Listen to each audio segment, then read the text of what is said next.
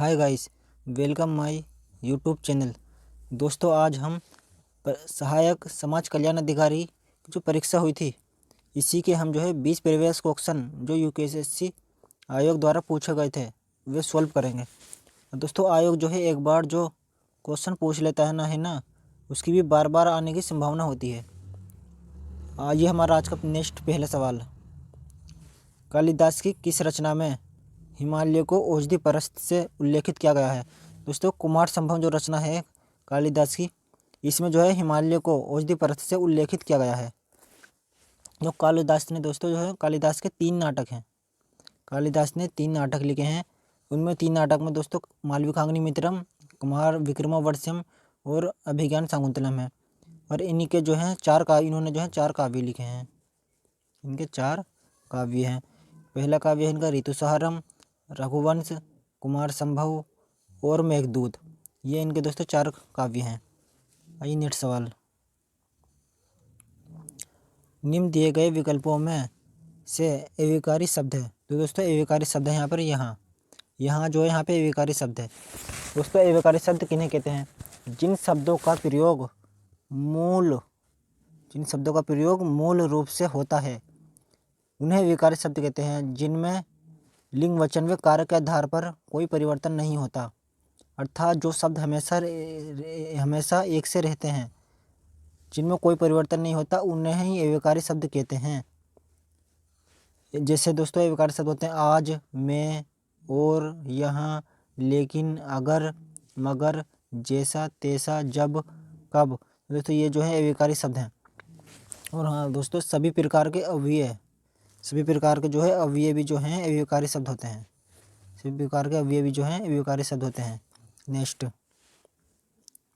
निम्न दिए गए विकल्पों में से महाप्राण व्यंजन है। दोस्तों हमारा महाप्राण व्यंजन इसमें हमारा महाप्राण व्यंजन है 6 दोस्तों हमारा महाप्राण व्यंजन है। और 6 हमारा तालव्य भी है।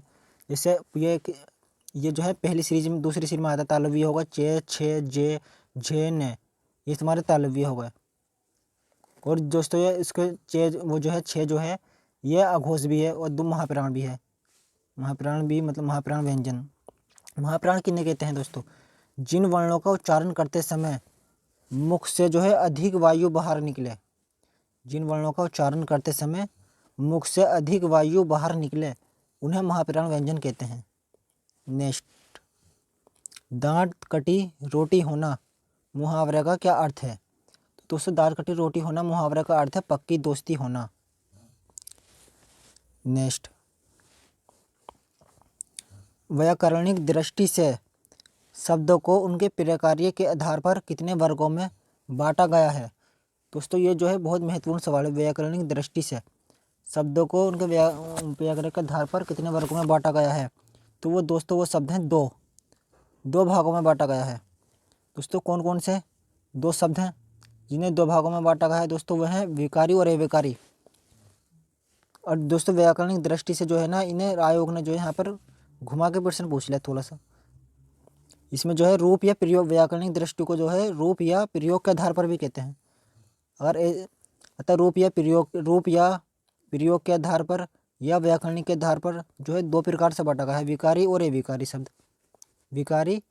अविकारी शब्द बांटा गया है। दोस्तों विकारी शब्द के बारे में तो हमने पढ़ ही लिया। विकारी शब्द किन्हें कहते हैं? दोस्तों वे शब्द जिनमें लिंग, वचन व कारक के आधार पर मूल शब्द का रूपांतरण हो जाता है उन्हें विकारी शब्द कहते हैं। जैसे लड़का पढ़ रहा है तो इसका लिंग परिवर्तन हो जाएगा लड़की पढ़ रही हैं। जैसे लड़का दौड़ रहा है तो इसका वचन परिवर्तन हो जाएगा लड़के दौड़ रहे हैं। और हाँ संज्ञा, इसमें दोस्तों संज्ञा सर्वनाम और विशेषण, और क्रिया, ये सभी विकारी शब्द होते हैं। नेक्स्ट, दोस्तों अगर हमारे चैनल को सब्सक्राइब कर दीजिए और नया है तो और बेल आइकन को प्रेस कर दीजिए। दोस्तों नीचे दिए गए विकल्पों में से नीचे अनिश्चयवाचक सर्वनाम है। तो दोस्तों इसमें निश्चयवाचक सर्वनाम है वो है यह यहाँ पे निश्चयवाचक सर्वनाम है। तो दोस्तों निश्चयवाचक सर्वनाम किसे कहते हैं? निकट या दूर की वस्तुओं का या व्यक्तियों का निश्चित बोध कराने के लिए निश्चयवाचक सर्वनाम का प्रयोग होता है। जिसे निश्चयवाचक सर्वनाम है यह, वे, यह, वे, ये और वे और वह, ये दोस्तों जो है निश्चयवाचक सर्वनाम है।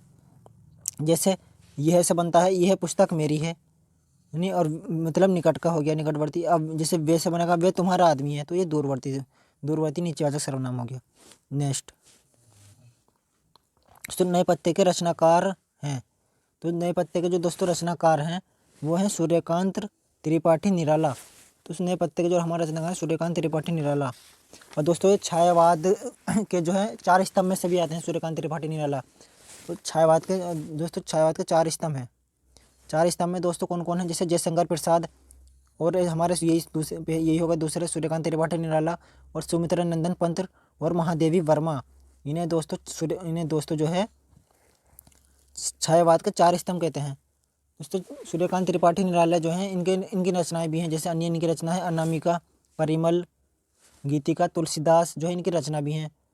नए पत्ते, और दोस्तों इनके उपन्यास हैं सूर्यकांत त्रिपाठी निराला के अप्सरा, अलका, निरुपमा, चोटी की पकड़, काले कारनामे। तो दोस्तों ये इनके उपन्यास भी हैं सूर्यकांत त्रिपाठी निराला के। नेक्स्ट, निम्न दिए गए विकल्पों में से हिकारत शब्द का अर्थ है। हिकारत शब्द का अर्थ है, तो दोस्तों हिकारत का शब्द का अर्थ है उत्प्रेक्षा। हिकारत मतलब दोस्तों किसी भी इंसान को गिरी हुई नज़र से देखना, उसे हिकारत कहते हैं। नेक्स्ट, निम्न दिए गए विकल्पों में से मूर्धन्य वर्ण है। तो दोस्तों यहाँ पे मूर्धन्य वर्ण जो है वो है तुम्हारा टे जो यहाँ पे मूर्धन्य वर्ण है। मूर्धन्य मतलब मुख्य भीतर के ऊपरी भाग से बोलने वाला वर्ण मूर्धन्य है। जैसे टे, ठे, डे, ढे और ने, ये सभी जो है तुम्हारे मूर्धन्य वर्ण है। और टे दोस्तों हमारा अघोष भी हो गया और अल्पप्राण भी हो गया। दोस्तों हमारे इसमें जो श्री बनती है ना अल्पप्राण की और महाप्राण की, तो इसमें जो दोस्तों पहला होता है अल्पप्राण, फिर दूसरी श्री जो होती है महाप्राण, तीसरी अल्पप्राण, चौथी महाप्राण और पांचवी जो होती है अल्पप्राण। और इसमें पहली दूसरी जो होती है अघोष, फिर तीसरी, चौथी और पांचवी होती है सघोष। और जो स्पर्शी व्यंजन होते हैं टोटल 25 व्यंजन होते हैं और इसी में सब आते हैं। नेक्स्ट, निम्न दिए गए विकल्पों में से देशज शब्द है। तो दोस्तों देशज शब्द जो है वो है ढिंग हमारा जो है देशज शब्द है। नेक्स्ट, दोस्तों लिपि का अर्थ है। तो दोस्तों लिपि का अर्थ जो है वो है ध्वनि चिन्हों का लिखित रूप ही जो है लिपि का अर्थ है। मतलब जो हम बोलते हैं उन्हीं चिन्हों को अगर हम लिखेंगे वही जो है लिपि का अर्थ है। नेक्स्ट, निम्न दिए गए विकल्पों में से पुर्तगाली शब्द है। दोस्तों हमारा पुर्तगाली शब्द जो है यहाँ पे, और ये कई बार आया हुआ भी है, इसी वजह से मैं कहता हूँ कि जो उत्तराखंड के जो आए हुए क्वेश्चन हैं उन्हें आप पढ़िए, क्योंकि एक बार जो क्वेश्चन आए पूछ लेता है उसकी बार बार आने की संभावना होती है। तो यहाँ पे पुर्तगाली शब्द है पादरी, यहाँ पे पुर्तगाली जो है पादरी शब्द है। और जैसे अन्य भी हैं पुर्तगाली शब्द हैं, जैसे कन्नल हो गया, कन्नल, कमरा, अलमारी, पपीता, संतरा, ये भी दोस्तों पुर्तगाली शब्द हैं। नेक्स्ट, निम्न दिए गए विकल्पों में से प्रत्येक शब्द में संधि है। तो दोस्तों प्रत्येक शब्द में संधि यहाँ पे यन संधि, प्रत्येक शब्द में कौन संधि है? यन संधि। जैसे प्रत्येक की संधि हो जाएगी पृथ्वी प्लस 1। दोस्तों यहाँ पे प्रत्येक की संधि हो जाएगी पृथ्वी प्लस 1। तो यहाँ पे प्रत्येक की संधि होगी पृथ्वी प्लस 1। तो दोस्तों यहाँ पे बन गया तुम्हारा ई, क्योंकि आगे छोटी की मात्रा ई आ गई, ई प्लस ए। तो ई प्लस ए बराबर मिलकर बनता है ये, तो यहाँ पे संधि बनती है यन संधि। नेक्स्ट, दोस्तों ये नेक्स्ट 14 बहुमुखी प्रतिभा का धनी व्यक्ति जिसने प्रेस, रेडियो, टीवी, वृत्तचित्र, फिल्म, विज्ञापन, संप्रेषण ऐसा कोई माध्यम जिसके लिए उन्होंने सफलतापूर्वक लेखन का कार्य न किया हो, वह व्यक्ति निम्न दिए गए विकल्पों में से कौन है? दोस्तों वह व्यक्ति हमारे मनोहर श्याम जोशी। हाँ दोस्तों यही बहुत ऐसे व्यक्ति हैं जिन्होंने हर क्षेत्र में जो है काम किया है अपना, जैसे प्रेस, रेडियो, टीवी, वृत्तचित्र, फिल्म, विज्ञापन, संप्रेषण ऐसा कोई माध्यम नहीं छोड़ा जिन्होंने जिसमें लेखन का कार्य नहीं किया गया हो। दोस्तों इनके जो है उपन्यास भी हैं, जैसे कसप, इनका उपन्यास है कसप जो है इनका उपन्यास है। कसप, कुरकुरु, स्वाहा, हमजाद, है। और क्याप दोस्तों, इनका क्याप जो वो है उपन्यासी से क्याप के लिए जो इन्हें 2005 में जो है साहित्य अकादमी पुरस्कार भी मिल चुका है। और दोस्तों इनका मनोहर श्याम जोशी का एक धारावाहिक है हम लोग, और इनका एक यात्रा संस्मरण भी है दोस्तों मनोहर श्याम जोशी का, पश्चिमी जर्मनी पर उड़ती एक नज़र। ये दोस्तों बहुत मोस्ट इम्पोर्टेंट की रचना है। नेक्स्ट दोस्तों, कारक चिन्हों को कहते हैं। दोस्तों कारक चिन्हों को जो है हम पट्सक कहते हैं। क्या कहते हैं? कारक चिन्हों को हम पट्सक। कारक चिन्हों को दोस्तों हम पट्सक कहते हैं। मतलब संज्ञा या सर्वनाम का वाक्य के अन्य पदों से जो संबंध होता है उसे ही हम कारक कहते हैं। और कारक दोस्तों 8 प्रकार के होते हैं। 8 प्रकार के होते हैं। समझ गए दोस्तों, जैसे 8 प्रकार के होते हैं। नेक्स्ट दोस्तों, हमारे जो है वीडियो को लाइक कर दीजिए और चैनल को सब्सक्राइब कर दीजिए। नेक्स्ट, उदंत मार्तंड नामक समाचार पत्र के प्रथम संपादक कौन थे? तो दोस्तों इसके संपादक जो थे, प्रथम संपादक थे पंडित जुगल किशोर। इसके जो है पंडित जुगल किशोर प्रथम संपादक थे। दोस्तों ये उदंत मार्तंड जो समाचार पत्र था ये हमारा हिंदी का प्रथम समाचार पत्र था। और ये जो है 30 मई 1826 को जो है प्रकाशित हुआ था।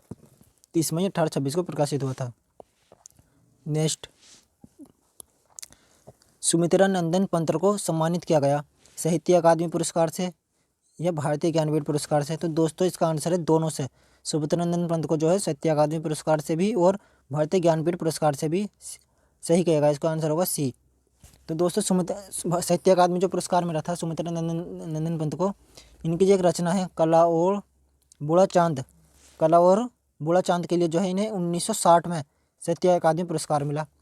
और दोस्तों इन्हें जो ज्ञानपीठ पुरस्कार मिला था, इन्हें ज्ञानपीठ पुरस्कार मिला चिदम्बरा रचना के लिए 1968 में। और दोस्तों ये जो है चिदम्बरा रचना के लिए ज्ञानपीठ पुरस्कार किसे मिला? ये क्वेश्चन तो कई बार आ चुका है। 1968 में मिला। नेक्स्ट, निम्न दिए गए विकल्पों में दही का लिंग निर्णय होता है वह है? तो दोस्तों दही का लिंग जो है दही, हर कोई सोचता है ई की मात्रा लग रही है तो दही जो है स्त्रीलिंग है। नहीं, दही जो है पुल्लिंग शब्द है। दही जो है दही का इसका अर्थ होगा दही खट्टी है, दही खट्टा है, मैं दही खाती हूँ, मैं दही खाता हूँ। तो इसका आंसर होगा दही खट्टा है। इसका आंसर होगा बी। दोस्तों दही खट्टा है। नेक्स्ट दोस्तों, मृगांक शब्द का पर्यायवाची है।